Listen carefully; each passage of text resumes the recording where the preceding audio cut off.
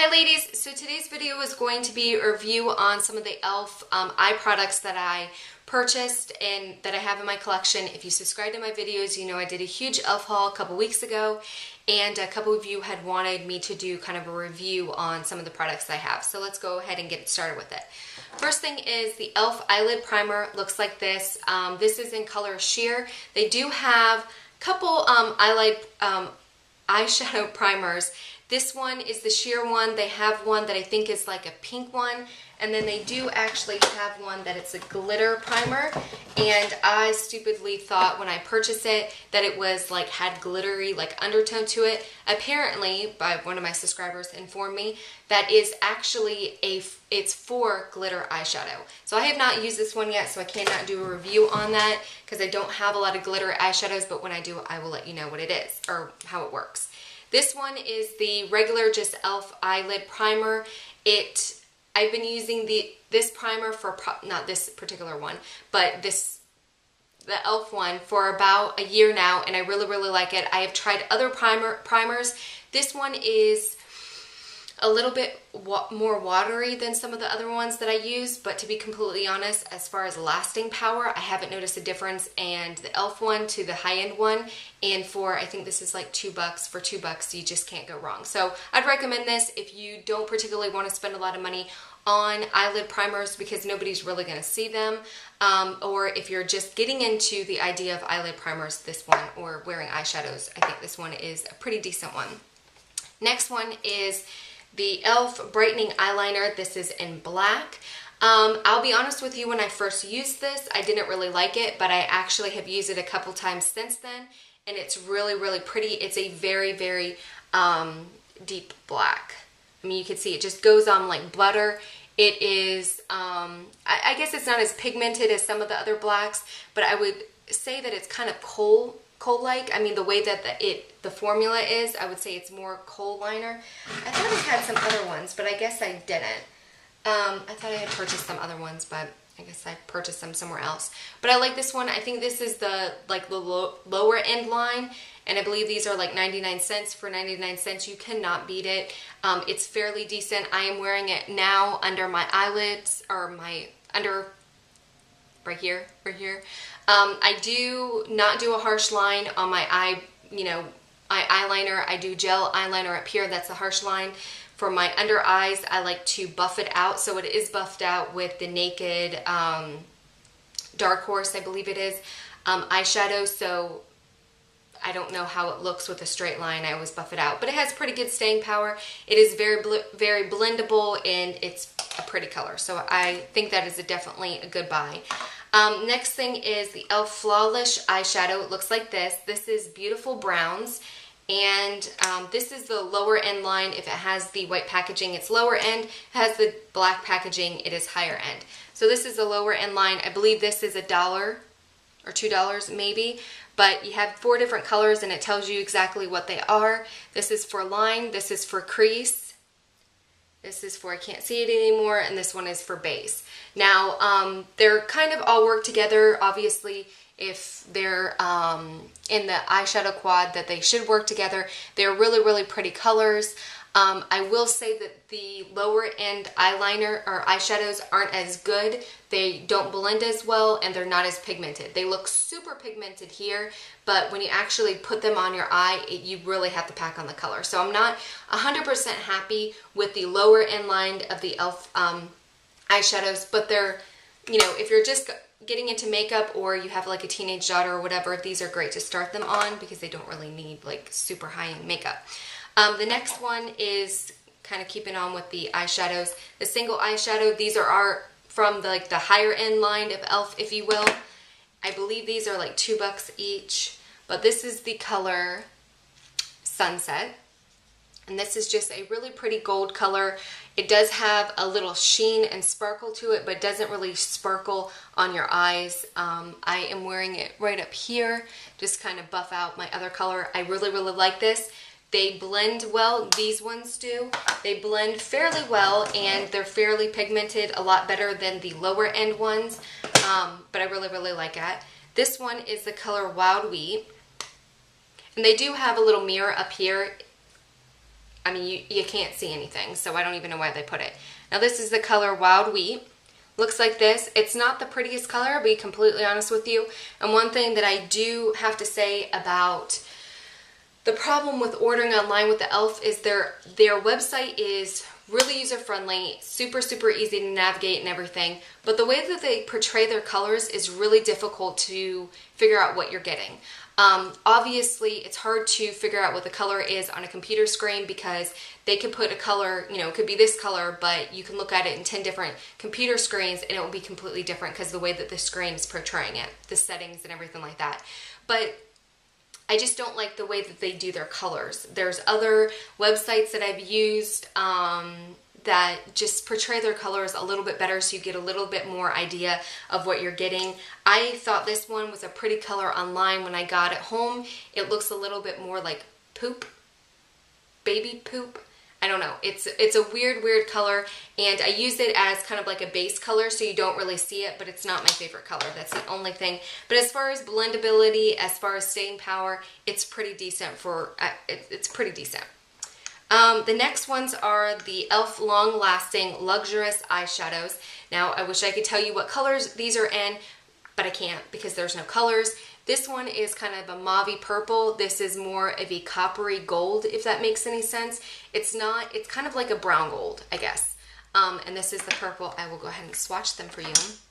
Now, these, I guess, are supposed to be like cream eyeshadows. They're more mousse feeling. But they are super pigmented, as you can see. They do have a shimmer to them, but they're gorgeous. I mean, super gorgeous. This is the gold one. It looks like that. So that's the gold one. That's the purple one. Super pigmented, super easy to blend out. They do last all day. The only thing I have to say is you do have to wear a primer with this in order for it not to crease, and I would highly recommend that you set it with a powder. I like to set it with like a translucent powder with just a fluffy brush like this and just pack it on like that, or set it with a similar eyeshadow color, because if you do not set it, if you do not use a primer and set it with some kind of powder, it will crease and it will like start to move and everything like that, so you have to set these with a powder. Other than that, that's not really a down thing or anything like that. It's just a tip to the wise. But they are gorgeous. I really like them. I think E.L.F. did a really good job on that one. Kind of moving on, I guess I should have done this one after the other eyeliner, but this is the E.L.F. Liquid Eyeliner. This is in color Copper. As you can see, it's a goldy color. I think I picked this up for around Halloween because I thought it would be a pretty, you know, it would bring out kind of like the green in my eyes, and I thought that it was a color that I could get away with during Christmas time. It is super easy to apply. It's blendable. The only thing that you have to worry about or be conscious about is when you do put it on, do not like look up or anything like that, because it does take a little bit of time for it to dry. As long as you sit there and fan it and let it dry, it will stay there for pretty much all day. You might have to touch it up like towards the end of the day, but it has pretty good staying power, and it has, I mean, this kind of brush, super easy. You don't have to be precise with it, and like I said, if you let it dry in between coats or whatever, you can blend this, you can build this up really easily. But yeah, maybe this is something good to use for the eyelid primer, glitter eyelid primer. So I'd recommend that one. They're fun. There are a couple, they do have a couple, I want to say 8 other colors. They do have some other, I think this one, and then there was another sparkly color, but I think the other ones are like, not matte colors, but non-sparkly. But I really like that. It's nice and fun, and it's just something great to have in your makeup collection. Next thing is, I was on a mission in the month of November to try to find an eyebrow product that I actually liked. And this one is actually pretty decent. I don't know how much it is. It's under $5. Let's just say all these products are under $5. But this is the E.L.F. Eyebrow Lifter and Filler. This is the filler part, and this is in the color Light. It looks like this. And it has a little sharpener on the end. This is the lifting part. This is in color Ivory, and it looks like that. You can see.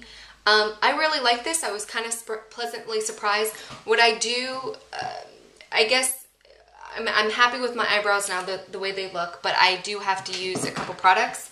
What I do is I use the Ulta brow pencil and brunette, kind of fill them in. Then I spoolie them, and then I use this one, and then I use the Browns A Go-Go. It's crazy, I know, but that's what makes me happy. So this is what it looks like, and I just use the lightest shade on that one. Now, the reason why I do that is because I feel like this one really fills it in, but then the E.L.F. one is kind of a waxy pencil brush. Whereas this Ulta one is literally just like an eyeliner pencil. This has some waxiness to it, and I think that's personal preference. I think that some people like it, some people don't.